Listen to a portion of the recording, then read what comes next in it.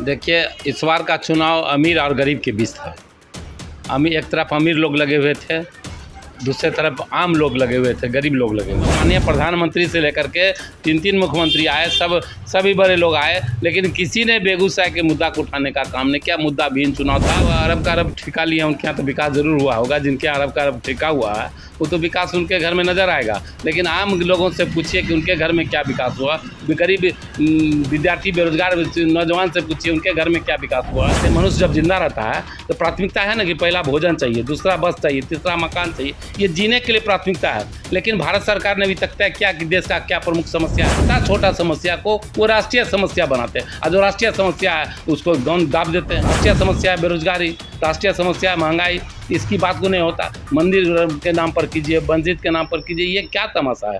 नमस्कार, बेगूसराय फ्रंटलाइन में आपका स्वागत है। इस वक्त मैं स्टेशन रोड स्थित मॉडर्न फर्नीचर में हूँ। यहाँ पर हमारे बीच हैं सामाजिक कार्यकर्ता दिलीप सिन्हा जिसे मैं बात करना चाह रहा हूँ। बेगूसराय लोकसभा का चुनाव संपन्न हो गया। इस चुनाव को किस रूप में आप देख रहे हैं?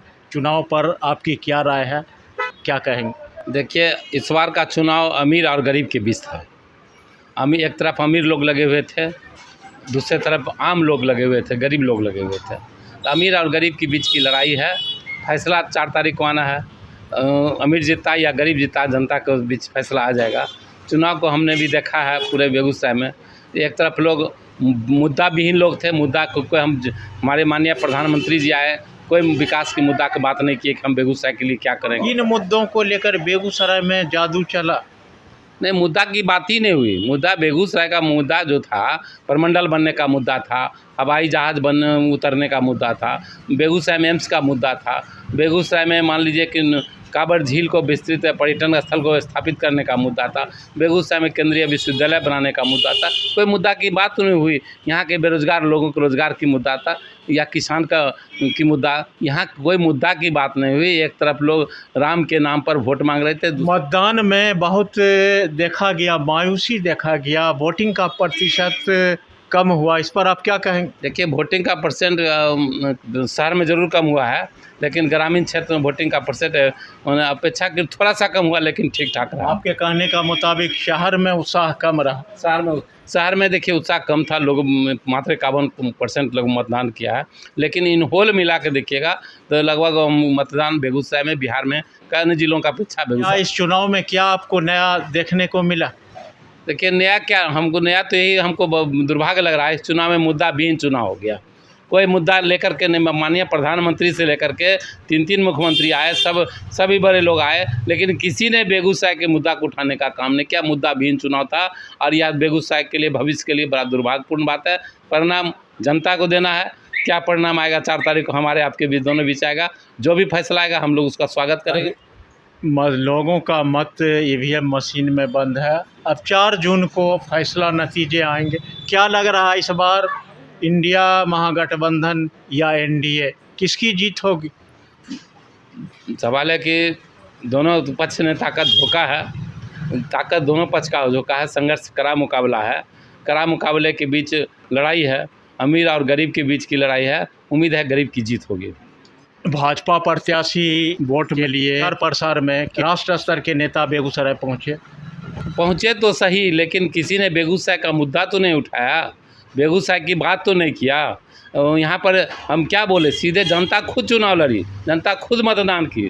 जनता कोई के नेता के बात पर जनता नहीं आई। इस बार जनता खुद मतदान किया। बाहर से आए नेता, गडकरी जी आए, जोगी जी आए, बहुत से पीएम। क्या इसका असर पड़ा लोकसभा चुनाव पर? देखिए, असर ये पड़ा कि सभी का पसीना उतर गया। नेताजी आए, लेकिन जो नेताजी का भी पसीना उतर रहा था, तब उतर रहा था जब जनता देख रही थी कि जनता किसी का बातें नहीं सुन रही, और जनता अपने मन से मतदान कर रही थी। ये नेता का पसीना उतर रहा था, और यही कारण था कि हमारे यहाँ देश के सभी प्रधानमंत्री से लेकर सभी केंद्रीय मंत्री या मुख्यमंत्री आए, लेकिन जनता किसी का नहीं सुनी। जनता अपने मन से फैसला किया है। फैसला जो दिया है वो गुप्त है। फैसला 4 तारीख को जनता के हित में आएगा या जनता के विपरीत आएगा। इंडिया गठबंधन के जितने भी घटक दल का पूरा सहयोग मिला। देखिए, इसको तो मान लीजिए कि अब तो परिणाम ही बताएगा किसको कितना सहयोग मिला, लेकिन उम्मीद है कि इंडिया गठबंधन का और पल्ला हमको लगता थोड़ा भारी है। थोड़ा भारी है, ज़्यादा नहीं। जी बिल्कुल भारी हम लोग दिखाई पड़ रहा। परिणाम आने दीजिए, क्योंकि जातीय बंधन इस बार चुनाव में टूट गया, पार्टी का भी बंधन टूट गया। इस बार सिर्फ जनता अपने मुद्दे को देखे, लेकिन नेता अपने मुद्दे को देखते रहे।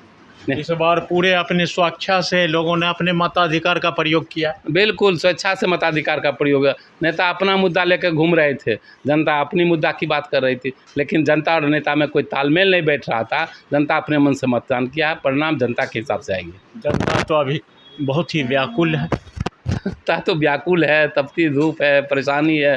जनता कोरोना झेला है, जनता ठंडी झेला है, जनता भुखमरी झेला है। बेगूसराय की जनता त्राहिमाम किया, बेगूसराय के छात्र परेशान, बेगूसराय के तमाम किसान परेशान। बेगूसराय की समस्या जस का तस पड़ा हुआ है। आज़ादी के बाद बेगूसराय का कोई डेवलपमेंट जो होना चाहिए था, मैंने श्री बाबू के बाद किसी ने कोई विकास का मुद्दा नहीं किया और नहीं कोई हुआ है। भाजपा तो कह रहे विकास विकास, काफ़ी विकास हुआ।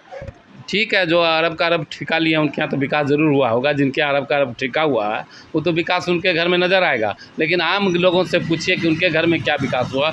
गरीब विद्यार्थी, बेरोजगार नौजवान से पूछिए उनके घर में क्या विकास हुआ। ये आम लोगों की बात कीजिए। अमीर लोग के घर में तो विकास हुआ है, ये तो मैंने सब लोग कह रहे हैं। एक हम तो पहले बात कर दी, एक तरफ अमीर लोग को चुनाव लड़ रहे थे, एक तरफ सामान्य लोग लड़ रहे थे। फैसला सामान्य लोग किसी पार्टी में नहीं थे, तो पार्टी का बंधन तोड़ दिया।